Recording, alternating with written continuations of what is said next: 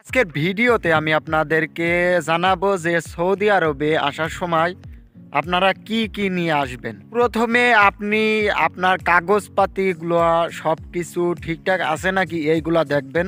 সর্বপ্রথম আপনার কাগজপাতিগুলা আপনি আগে ঠিক আছে নাকি এইটা দেখবেন, তারপরে অন্যান্য জিনিসপত্র।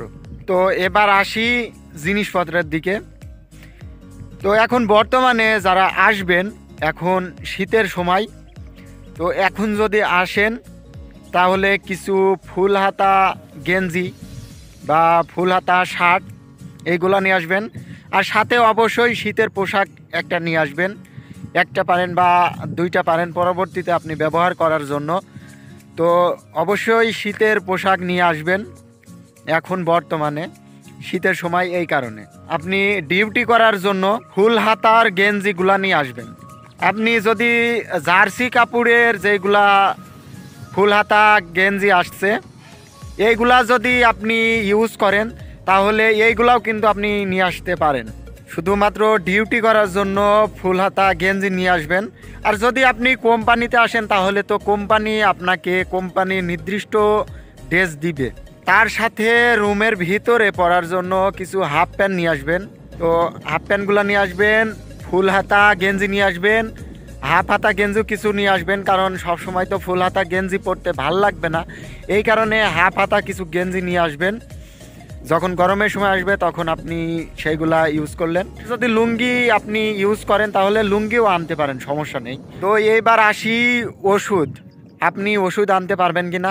হ্যাঁ, অবশ্যই ওষুধ আনতে পারবেন। আর কি কি ওষুধ আনবেন? যদি আপনার কোনো পার্সোনাল কোনো সমস্যা থাকে তাহলে অবশ্যই আপনার সমস্যার জন্য ওষুধ নিয়ে আসবেন। আর যদি আপনার পার্সোনাল কোনো মানে সমস্যা যদি না থাকে তাহলে আপনি এখানে নিয়ে আসতে পারেন ঠান্ডার ওষুধ, জ্বরের ওষুধ। আর গ্যাসের তেমন একটা সমস্যা হয় না, সৌদি আরবে তেমন একটা গ্যাসের সমস্যা হয় না, তারপরেও নিয়ে আসবেন। তো ওষুধ এইগুলো আপনি নিয়ে আসতে পারেন। আর সাথে কাশির ওষুধও নিয়ে আসবেন। তো ওষুধ কি কি আনবেন? ঠান্ডা, কাশি, জ্বর, ব্যাস এইগুলাই। আর সাথে গ্যাসের ওষুধ, মানে গ্যাস্ট্রিকের যদি আপনার সমস্যা হয় তো এইগুলো নিয়ে আসবেন।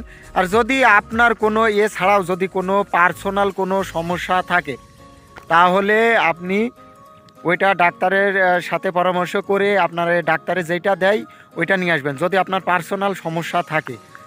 আর সাথে প্রেসক্রিপশনটাও নিয়ে আসবেন, ঠিক আছে? কারণ ডাক্তারে যখন আপনাকে ওষুধ দেবে তখন বিভিন্ন ধরনের ওষুধ দেবে, তো সাথে প্রেসক্রিপশনটা নিয়ে আসলেও সবচেয়ে ভালো হয়, ঠিক আছে? তো এইগুলা নিয়ে আসবেন ওষুধ। আর আপনারা যেইগুলা নিয়ে আসবেন না সেটা হচ্ছে চাকু, কোনো ধারালো অস্ত্র জাতীয় এমন কিছু, তারপরে কোনো নেশা জাতীয় এমন কিছু, কোনো কিছু এইগুলা নেশা জাতীয় কোনো কিছু আনবেন না।